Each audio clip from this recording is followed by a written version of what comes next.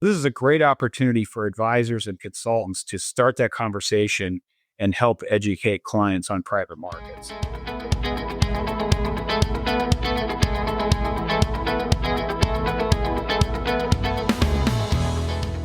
This is 401k Specialist Editor-in-Chief Brian Anderson, and this is the 401k Specialist Podcast.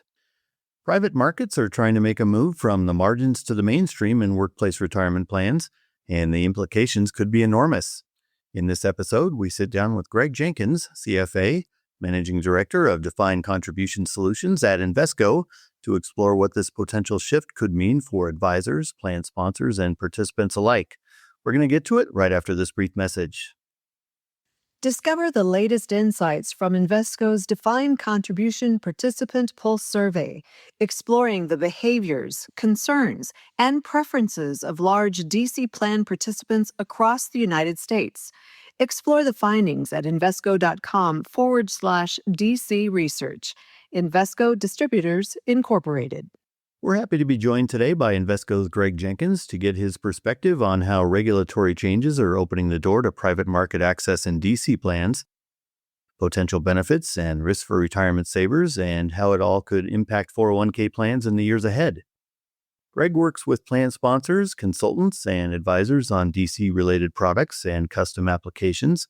In addition to his role at Invesco, he is a former co-president of the Defined Contribution Real Estate Council and has over 30 years' experience working with defined contribution plans. Greg, welcome back to the 401k Specialist Podcast. Thanks, Ryan. All right. Well, given all the recent developments, President Trump's executive order in particular, how would you describe the current state of private markets in the context of retirement plans, particularly 401ks? Is the interest level really on the rise right now, or do you expect that the vast majority are going to stay on the sidelines for the time being to see how this all shakes out as we're still kind of really in the very early stages? Yeah, that's a big question, Brian. The executive order was an important development, but I think it might be helpful to back up for a moment.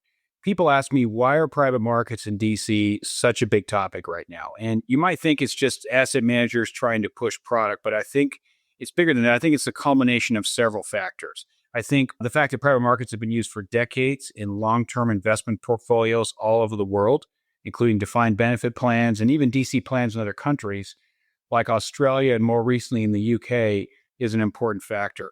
Second, the emergence of evergreen open-end funds in private markets makes investment by DC plans feasible. If you put evergreen funds in DC-friendly collective investment trust vehicles, they become easier to use. Meanwhile, traditional private investments were offered in drawdown funds with capital calls and lockups, and that wasn't really workable with normal DC plan cash flows. Thirdly, there's new ways to implement private markets in DC plans. It didn't exist until recently, and I'll get into that in a little bit. The growth of private investments in the wealth market is another factor. It's increased familiarity among the general public. Some of our recent survey work shows that they're not as exotic as they once were, and more people have at least some familiarity with private markets. And lastly, as you pointed out, there is regulatory momentum in Washington. The executive order from August instructed the DOL, the SEC, to clarify guidance on private markets in DC within 6 months. There could also be action from Congress, although I don't think any of us want to hold our breath on that one at this point. We are seeing an increase in interest from DC clients and partner firms. And while some of this activity involves new opportunity, most of it is just people seeking education on the topic. There's really no magic safe harbor from regulators that'll change everything overnight. But for plan sponsors, especially those that have experience with private markets in DB plans, the environment will likely make them more comfortable. Right. Okay. Well, next up, I'm wondering if you can explain some of the different ways that private market investments can be implemented into DC plans. Sure. Happy to talk about that. First, I want to be clear on something that seems to be a point of confusion for some, and I even hear it from the financial talking heads on TV. For 95% of plans, private markets should not be offered as a standalone option on the menu. Where they belong is part of a professionally managed portfolio like a target date fund. I really don't know of anyone in the industry pushing for private markets in a standalone format, but there seems to be, some confusion about there. So I think in the industry, we need to be careful about our messaging. It used to be the case that the only way to implement private markets in DC was through custom target date funds, which were only offered by the largest employers. But more recently, we've seen private markets included in managed accounts. Now, traditionally, managed accounts were built they built personalized portfolios for participants using the investment options offered in the plan. But what you can do is add investments that the managed account program can use that are not offered as standalone investments. Some people refer to these as off-menu investment options, but it just gives the managed account more tools to work with as it builds those portfolios. And then the third way private markets can be offered is through off-the-shelf target date funds. Several of the largest target date managers like Fidelity, State Street, and T. Rowe have recently launched or announced new target date series that include private markets. It's becoming more common on the off-the-shelf side as well. Now, how do fiduciary responsibilities evolve when private markets are introduced into a 401k plan? And as you see it, what types of private market investments might have a place in DC plans and which ones don't? Yeah, great question, Brian. I'm sure most listeners by now have heard that fiduciary responsibility is less about results and more about process. I don't think private markets should change anything with regard to process. In other words, you would monitor and review a target date fund with private investments the same way you would one without these investments. Having said that, committee education is important, and you want to make sure that your committee is at least familiar with different types of private investments. And they don't need to be experts, but it's helpful if they have a baseline of understanding.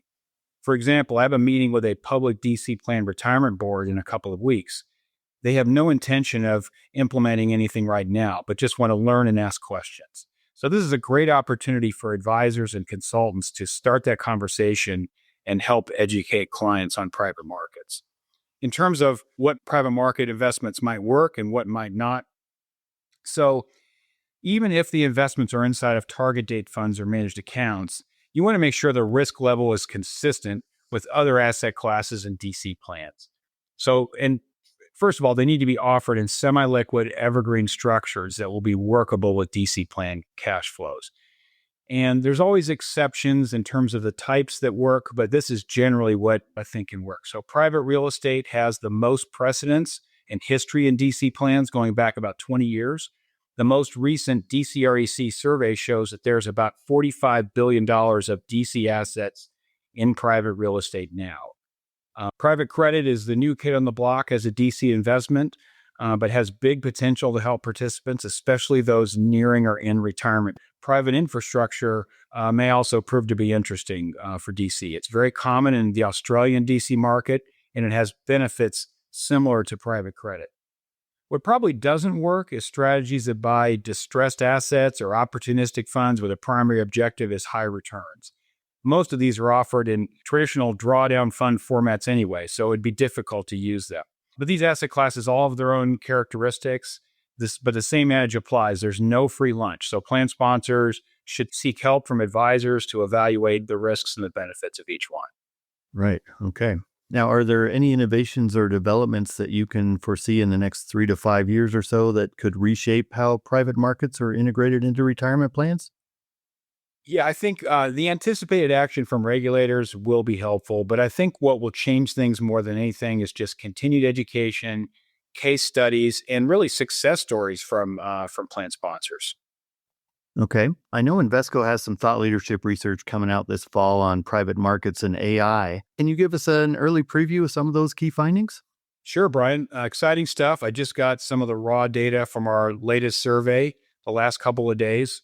We surveyed over 500 DC plan participants from a wide variety of industries and income levels. Just a couple of interesting findings on those two topics. First of all, in private markets, about 72% of participants said they were at least somewhat familiar with private investments. And surprisingly, 80% said they thought target date funds and managed accounts should include private investments. On the AI topic, most in the industry think AI has the potential to help DC plan participants, but the real question is, how do workers feel about that, and are they going to accept that? We found that 66% said they were comfortable with the use of AI in a retirement plan, and a majority of participants said they would trust AI more than a family member to help manage their retirement investments, which I thought was pretty funny. But look for more information on that new survey coming soon. Wow, that's some interesting stuff. I can't wait to see that. Greg Jenkins, Managing Director, DC Solutions at Invesco. Thanks for joining us today and sharing all those insights on the 401k Specialist podcast. Thanks again, Brian.